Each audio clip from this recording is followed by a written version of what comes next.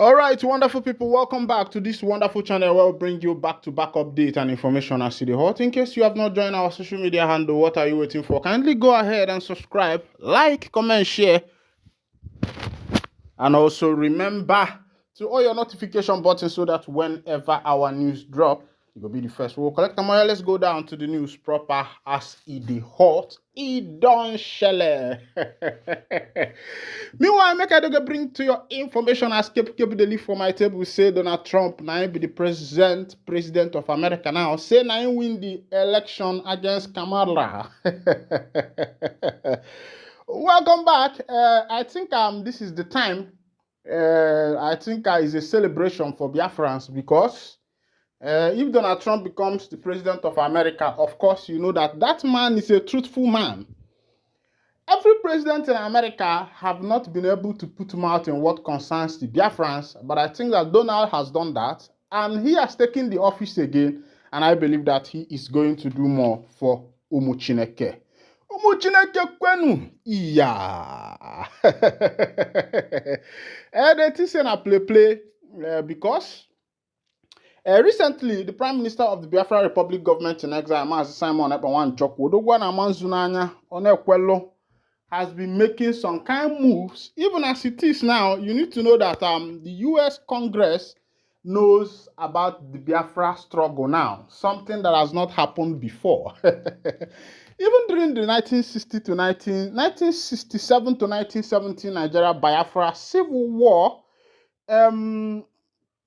it was not well known. The Biafra struggle was not.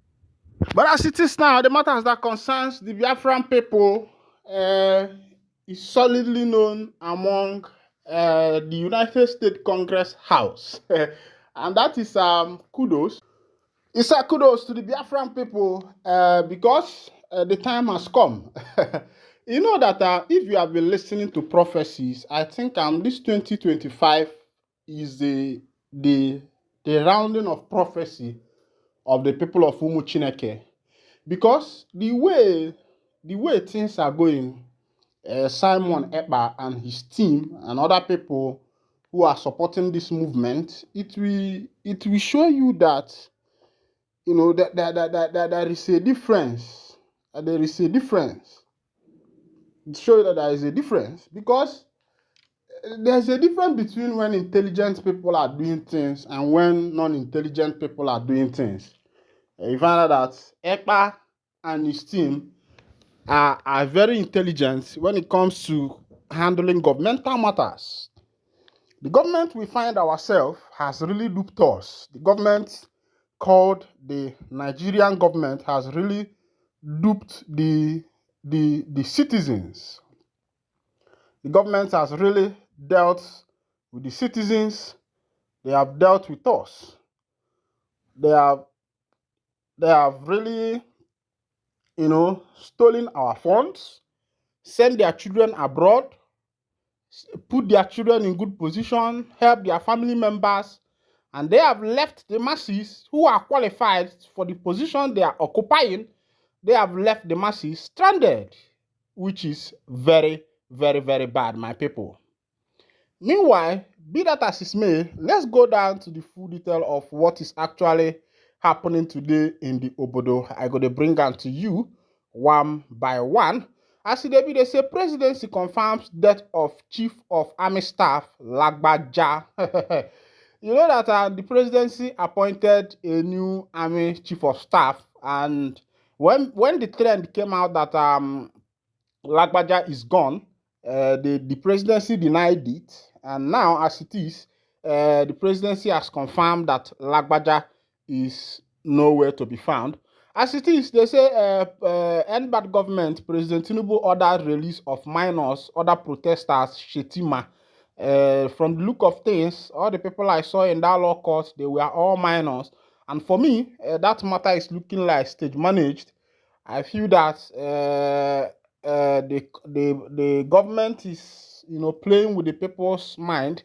I feel that they are playing pranks on the citizens because they want to divert the focus of the citizens to the pitied minors as if the government is really doing something important and something good. But as it is, that's not where we should be focusing now. The focus of the people, the masses, should be on the hunger in the nation, on the dilapidated structure of governmental machineries, because the governmental machineries have failed us. Of course, we have government as a body. We also have government as a machinery. The machineries who are managing our governmental activities has actually failed the masses. As it is, there is hunger in the nation, high inflation everywhere, the skyrocketing of prices of food commodities, and the rest of them. You cannot even buy a yam of 1,000 these days. Yeah, if you want to buy a yam, you have to hold from 3,000 up. You could imagine a government worker that is earning minimum 30,000 or 70,000 from his office, and I wonder how these people are going to be managing. Remember that their children are going to be sent to school. They have to be taking care of their house rent and every other thing. And as it is, the landlords on their side are not even helping matters, because the landlord we have now, they are increasing the prices of things without mercy. They are mercilessly increasing prices of things as it is. If I say mercilessly, now you cannot even get a self-contained between 100 or 100 and something thousand. And even if you want to rent a self-contained, they might tell you that the price is 250, and the other contingencies that are involved will be making it to be reaching like 400 and something thousand for first payment. And you could imagine such kind of greediness that is ravaging. Everybody wants to make the money as fast as possible at the detriment of other citizens, which is very bad. Nigeria, emesi ogadima, but as it is, or the berokwanuma. Let's go down to that army general. It be like saying Simon Ekpa Sisu, and I take the army general down. Mazi Simon Ekpa Maunasa, Mauneli. This Simon Ekpa Akwa Ibom man, which jazz you they use, Seth? You need to tell us so, because your own Evian. It's like Mazi Simon Ekpa Evian is updated though. The kind of Evian way presidency they use. Even for the Evian of Ekpa to touch the army general, is you. Ekpa Mauneli, Maunase, Dike. Asị debi ịma na ndị be anyị si na onye kwue nke na ọbụla ajọ ife n'uche onye adịkwana ya njọ. When I say Ekpa, e be like say na your sisu, na him go comot the teeth of the army general. Your sisu dey sisu. The man Ekpa say he no dey hear. But meanwhile, let's see what happened. Breaking news: Presidency confirmed death of Chief of Army Staff Lagbaja. His passing has left a void in Nigeria's military leadership, with President Tinubu vowing to uphold Lagbaja's legacy of resilience and commitment. The Nigerian government has announced the passing of the Chief of Army Staff, Lieutenant General Turid Abiodun Lagbaja.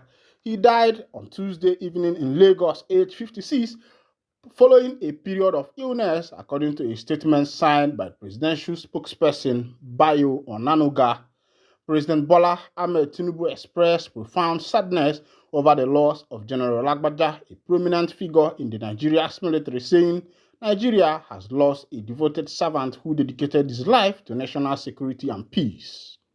Lieutenant General Lagbaja, who was born on February 28, 1968, embarked on his military journey at the Nigerian Defense Academy in 1987, graduating as a second lieutenant in the Infantry Corps by 1992, appointed Chief of Staff in June 2023. Lagbaja's commitment to national security was reflected in his involvement in various critical operations, including Operation Zaki in Benue, Lafiya Dole in Bono, and Forest Sanity in Kaduna, Niger State.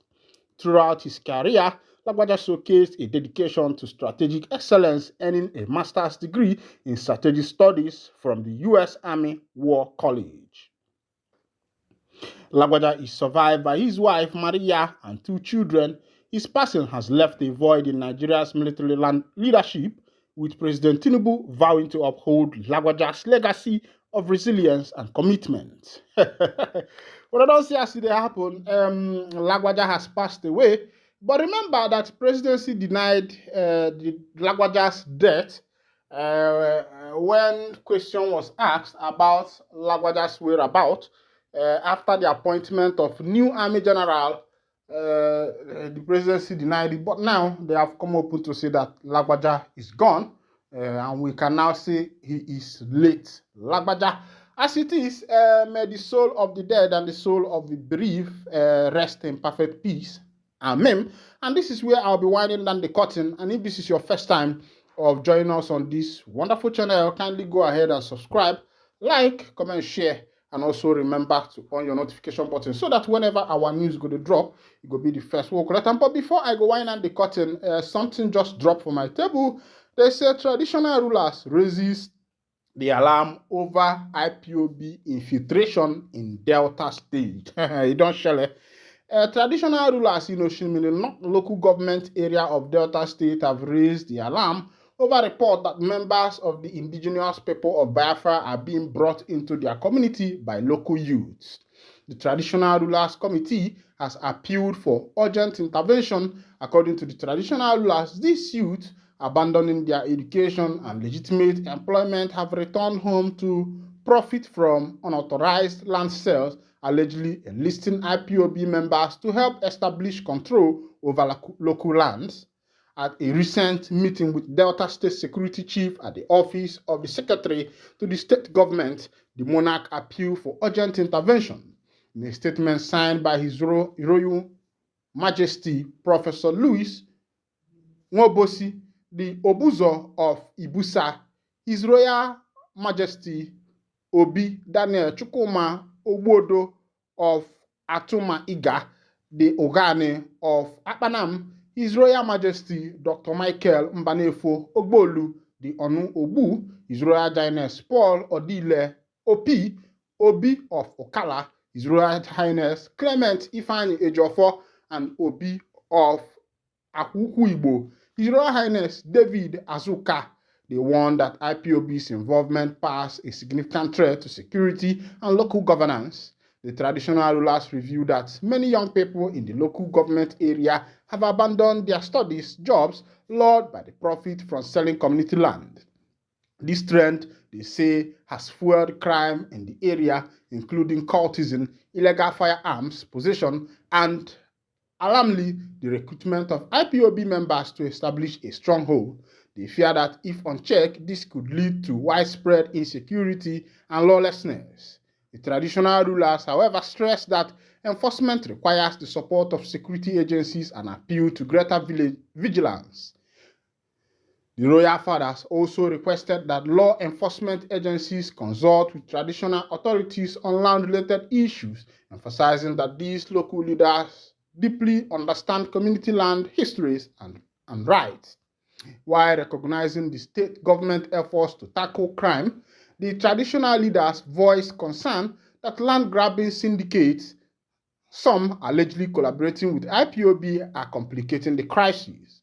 They ensured security agencies of their full cooperation in restoring stability to the council and urged for swift action to protect the community from further destabilization. Recall that the council, led by Honorable Innocent Esewezie, has enacted a new public and private properties protection bylaw designed to prevent unauthorized land sale and safeguard local resources. Gang, gang, gang, gang, gang, gang, gang, gang. You know that any small thing that happens now, you see people calling IPOB and the rest of them. These people are just calling IPOB to make the matter very serious because they know that everybody hates IPOB that much. Not everybody, especially these other politicians, and they always use IPOB to chase cloth. clout and also get their desired result. But as it is, I know that this is not a matter of IPOB and the rest of them. Meanwhile, in this case, uh, I will say that these traditional rulers have failed in their job, because had it been that they provided a job opportunity, what these politicians don't know is that all these things they are doing is going to leak them up soon. It will leak them like a hot water, because when you assume office and have refused to stand on the path of truth to protect your citizens, your indigents, to speak out for them, all you do is to, whenever the government is bringing money, you take the money, take the people's share, pocket it in your own pocket, thinking that there will be no repercussion. The repercussion is that the youth will grow wide, they will become nuisance, commit nuisance in the community, and they will become a headache for you that is the leader. So I think that the proper thing for the government to do, and these government mercenaries to do, what they are supposed to do is to do the right thing, set up good infrastructures that will empower these youths in order to help them. That way, you see your government becoming very easy and the rest of them. Thank you for listening, my people. God bless you wonderfully, wonderfully.